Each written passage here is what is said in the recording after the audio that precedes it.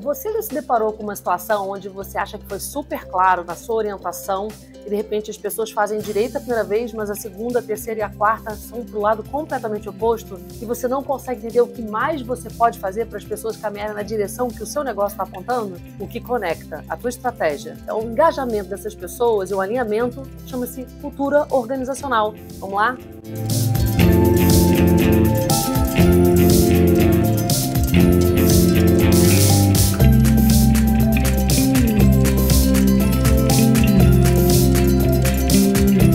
Meu nome é Manuela Osório, eu sou jornalista de profissão. Depois eu fiz um MBA em Marketing no COPEAD e fiz um MBA executivo na Fundação Dom Cabral, que fica em Nova Lima, Belo Horizonte. Passei a minha carreira toda trabalhando a parte de comunicação corporativa em empresas de grande porte, me especializei em comunicação interna e aí entrou a conversa da cultura organizacional, que é um tema que está ficando mais em voga. E atualmente eu sou advisor da Stema, que é uma empresa de soluções de estratégia e marketing, que trata desse tema, entre outros temas que são super importantes para o seu negócio. Então, primeira pergunta, a gente tem que começar respondendo, mas o que é a cultura organizacional, né?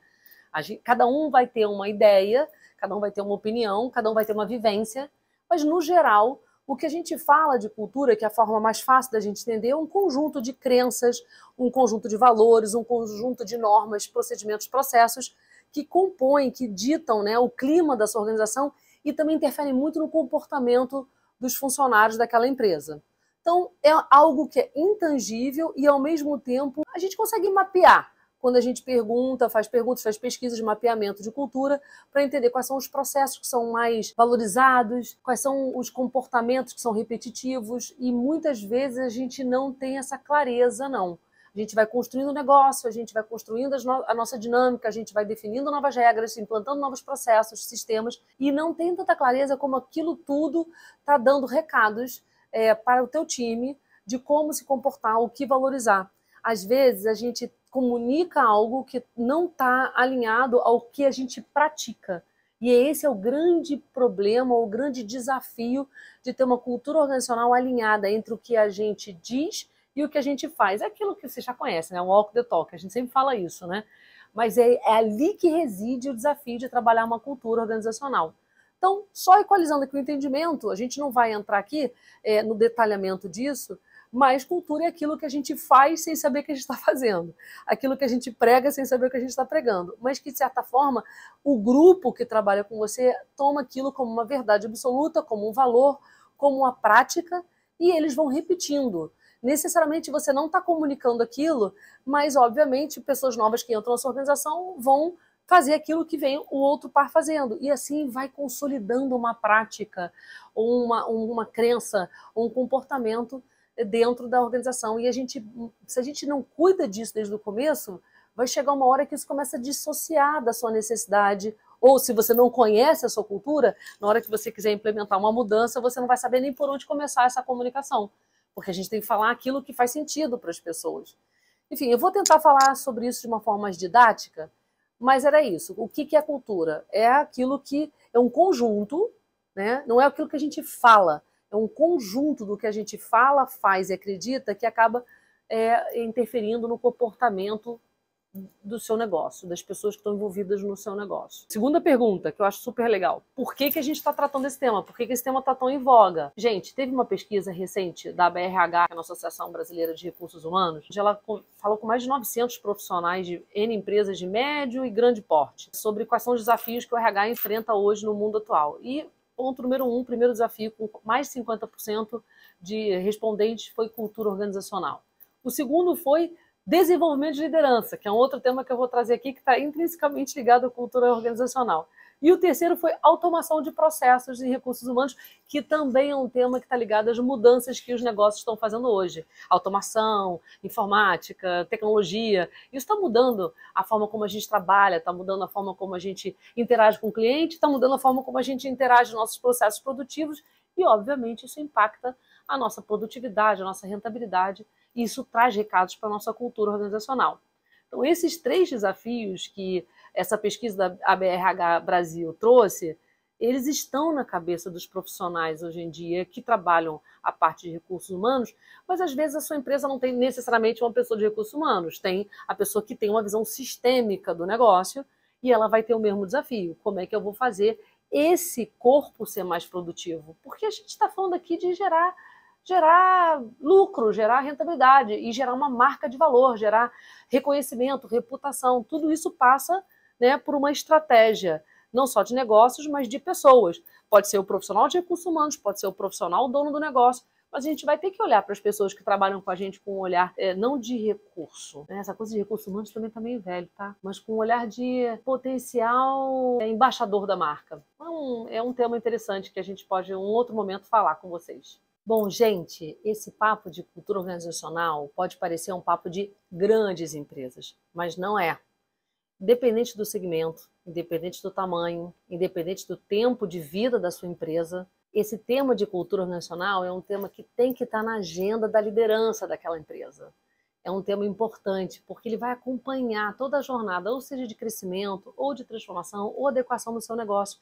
E pode ser uma força para a sua transformação e para o seu crescimento, e não uma pedra no meu caminho. Então, hoje, eu trouxe aqui 4 elementos importantes. Eu queria falar de cada um deles, que eu acho que são reflexões estratégicas para o seu negócio, para você refletir onde você está, o que você está fazendo e como você está lidando com esse tema, porque são temas que interferem numa cultura organizacional. Cultura é um tema estratégico, amplo, e que cada empresa vai ter a sua realidade, o seu contexto e a sua solução. Então aqui eu não vou falar de soluções pré-prontas, não vou trazer respostas, o que eu vou trazer são reflexões, para depois cada reflexão se adequar à sua realidade, à realidade do seu negócio. A primeira reflexão, estratégia, propósito. Você tem uma estratégia definida para o seu negócio? Você sabe onde você quer chegar? Você tem isso claramente comunicado, compartilhado de forma transparente e didática? Essa estratégia, você desenhou, que nós falamos aqui de missão, visão, eventualmente valores, seria o arcabouço da sua cultura organizacional? A visão, onde você quer chegar? A missão é como você quer chegar lá? Que você quer fazer isso? E os valores seriam uma missão traduzida em comportamentos desejados. É um código de conduta, um código compartilhado que é importante, não vou tratar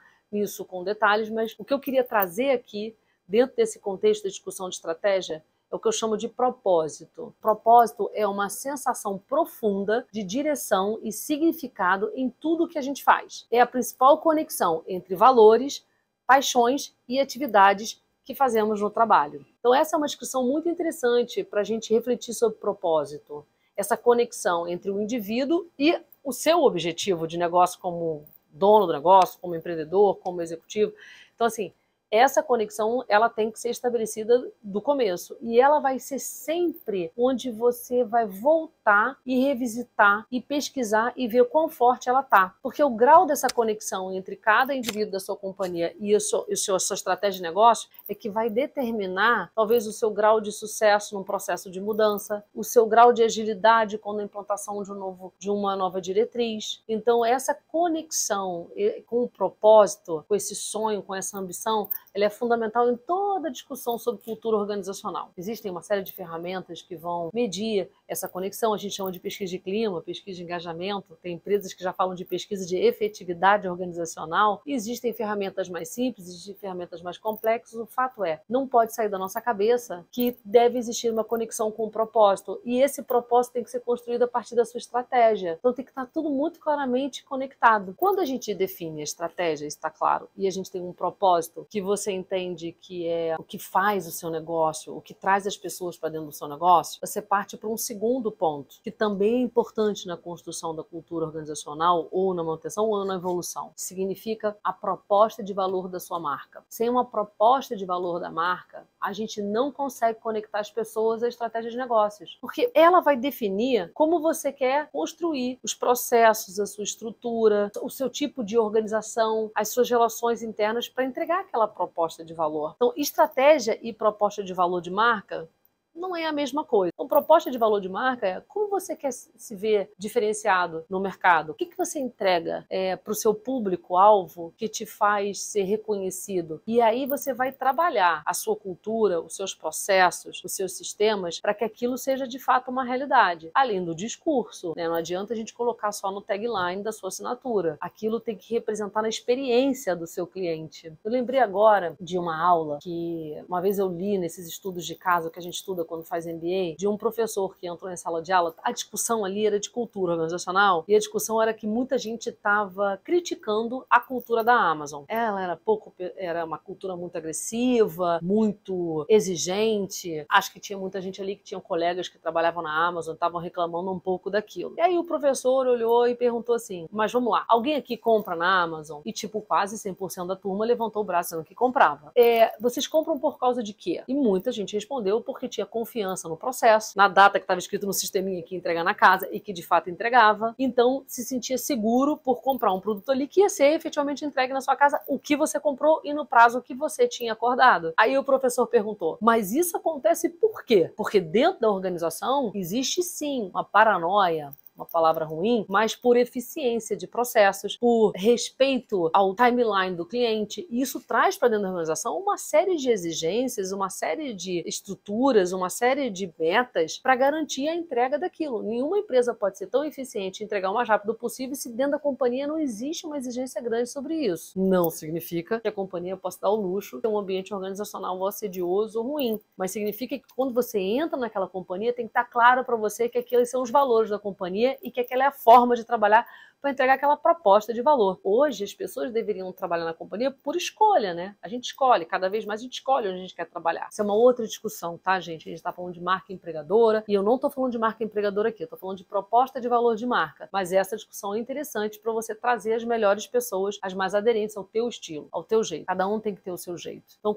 vamos voltar aqui para o começo dessa conversa. Proposta de valor de marca. Proposta de valor de marca, ela é muito importante para consolidar a sua estratégia, que a partir daquilo que você se diz diferenciado, é onde você constrói o que está dentro da sua organização. 2 temas que eu trouxe aqui. Estratégia, que se desdobra num propósito, numa visão, uma missão muito claramente definido e que conecta com a emoção das pessoas. As pessoas querem fazer parte daquele projeto. E proposta de valor de marca, que vai trazer para você desafios de como você se organiza para entregar aquele diferencial competitivo. Terceiro ponto que eu queria trabalhar com vocês tem a ver com a liderança. Lembra que eu falei para vocês que o segundo tema mais discutido dos profissionais de recursos humanos, naquela pesquisa da BRH, era desenvolvimento de liderança? O que é desenvolvimento de liderança? A gente é capacitação, treinamento de lideranças. É buscar nas lideranças da companhia desenvolver competências, habilidades, conhecimentos que sejam importantes para aquela liderança entregar o desafio daquela companhia. Mas a gente não precisa ficar falando só de treinamento, a gente tem que falar assim do corpo, né,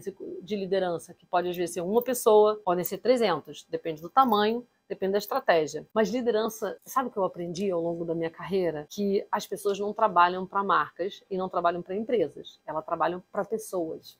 Então, essas pessoas que definem o teu grau de engajamento, o teu grau de entendimento de que você está conectado, é muito essa comunicação humana, né? Essa comunicação do dia a dia, a comunicação das cobranças, a comunicação do feedback, a comunicação do reconhecimento. Isso é pessoa a pessoa, né? Líder, liderado, ou dono e equipe, tudo depende da composição daquela estrutura organizacional. Mas liderança é um tema que, depois de cultura, está sendo discutido porque a gente está numa transição de geração, né?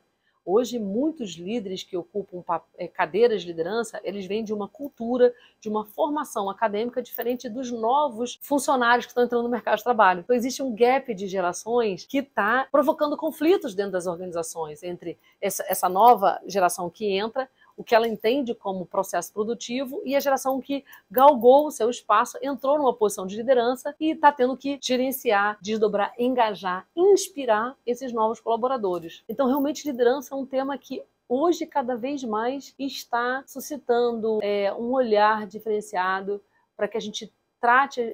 Assim, eu não quero dizer que só a liderança tem que ter a responsabilidade de engajar.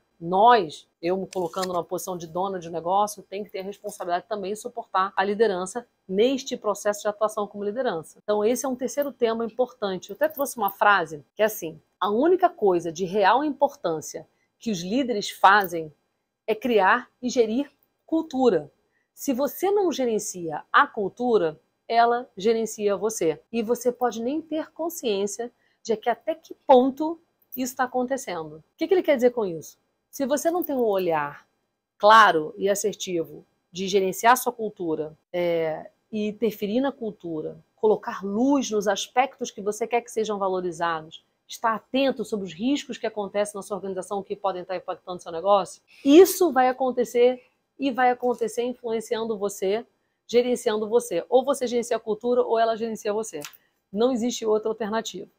E a liderança, líderes, têm que olhar para isso de uma forma bem estratégica. Não só o dono do negócio, como a equipe que suporta o dono do negócio, ou o presidente, ou a administração que está tocando aquele negócio. Então, quando a gente fala de liderança, a gente fala de uma responsabilidade enorme de gerir a cultura daquela organização. Lembrando que cultura é um conjunto de crenças, valores e comportamentos e processos que interferem nas relações humanas e nas relações produtivas. E, gente, o que o líder mais faz no dia a dia? Toma decisão. Essa tomada de decisão, ela é direta. É o líder que é a organização.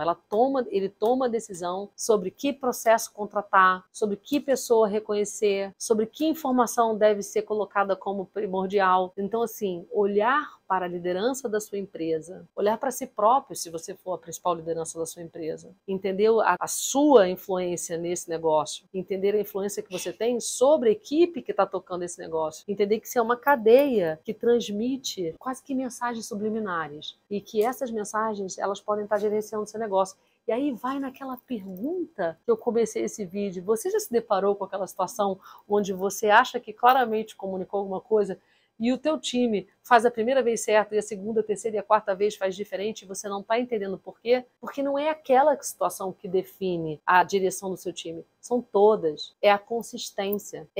Onde eles entendem que é comprovado. É onde é a relevância. Então, gente, falamos de liderança, proposta de valor, propósito. O último tema, que deve ser o tema que está suscitando, que está ligado até à pergunta que eu fiz, é engajamento. Quando o funcionário tem espírito de dono, é a dor de todo mundo. Como é que a gente bota todo mundo pensando como a gente, agindo como a gente, fazendo aquilo que a gente diz que é importante para o negócio, porque todo mundo vai sair ganhando. Então, eu não sei se eu vou dar a resposta que vocês querem ouvir, mas pelos meus mais de quase 30 anos de experiência em engajamento de funcionário e criando aqueles valores, espírito de dono, olhar de dono, dono do negócio, embaixador da marca, que é um pouquinho diferente, eu vou dizer para vocês que eu não acredito em funcionário que tenha espírito de dono, porque ele não é o dono. Algumas empresas conseguem fazer processos de remuneração que incluem o funcionário como um acionista minoritário, um corresponsável daquele negócio, mas no geral não é assim. Então a gente tem que trocar a cabeça. A expectativa de ele ser um espírito de dono para como ele pode fazer parte da construção daquele negócio. Não como dono,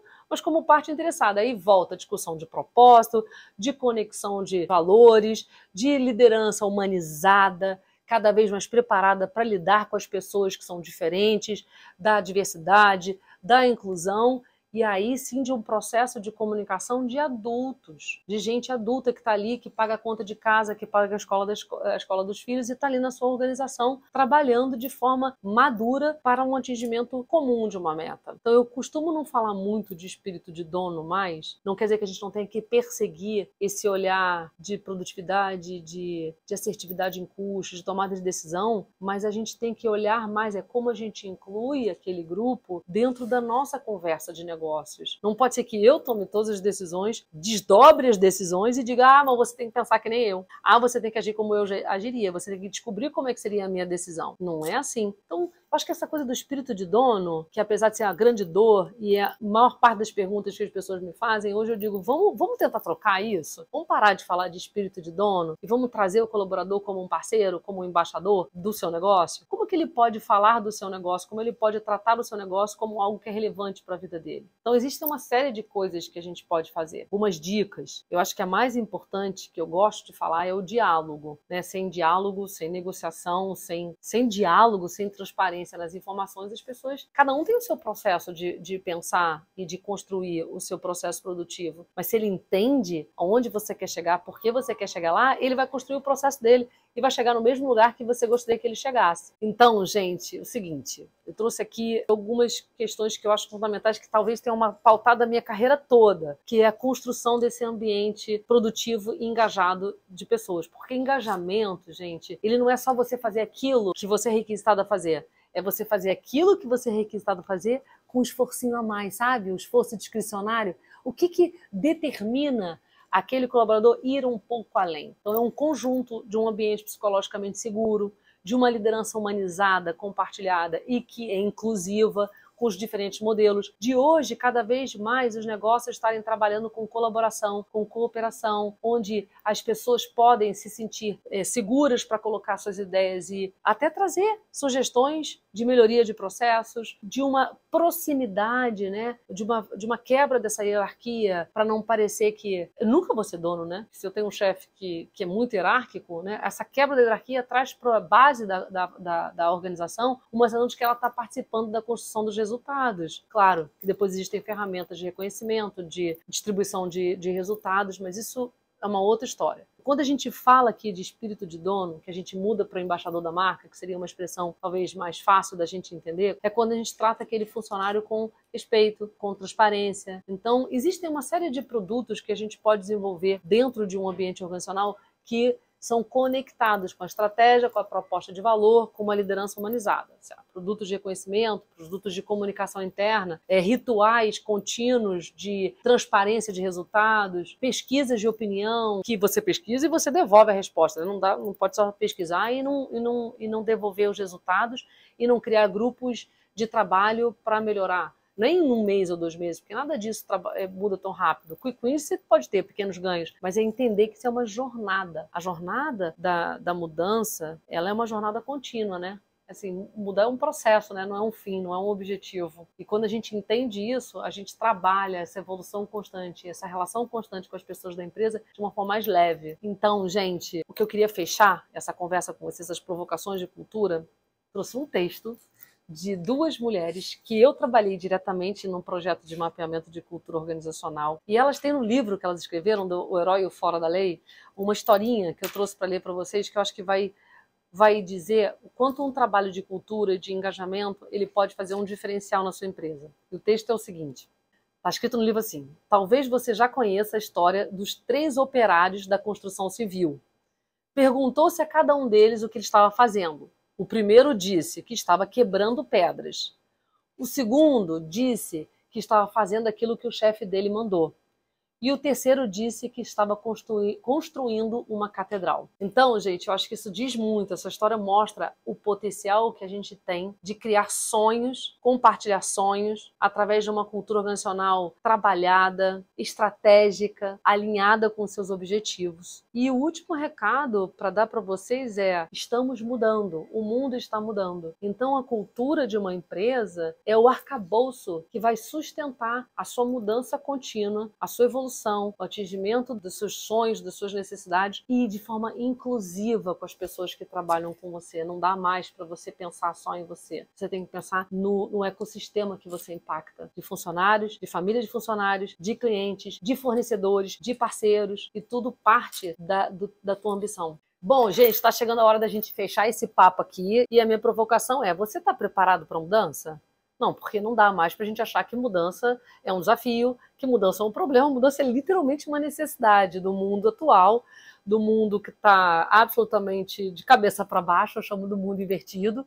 As pessoas estão chegando nas organizações com novas ideias e a gente tem que mudar para se adaptar não só às novas equipes, o novo perfil profissional, às exigências do mercado consumidor que muda, tecnologia, né, interferindo na forma como cada cliente vai lidar com seus hábitos de consumo. Então, assim, você está preparado para a mudança? O que eu posso te dizer é que eu acho que cultura organizacional, dependendo se ela for bem trabalhada, acompanhada, clara para você qual que é, para você poder transitar na sua mudança, interferir na sua mudança da melhor forma possível para você. Então, nada de resistência, bora mudar juntos. Se a gente quiser continuar conversando sobre isso e aprofundar esse tema da cultura organizacional na sua organização, procure a Extema. Aqui você, se tiver no computador, consegue apontar o seu celular para o QR Code, ou no link abaixo você também consegue entrar em contato com a gente. Foi um prazer estar com vocês. Até a próxima.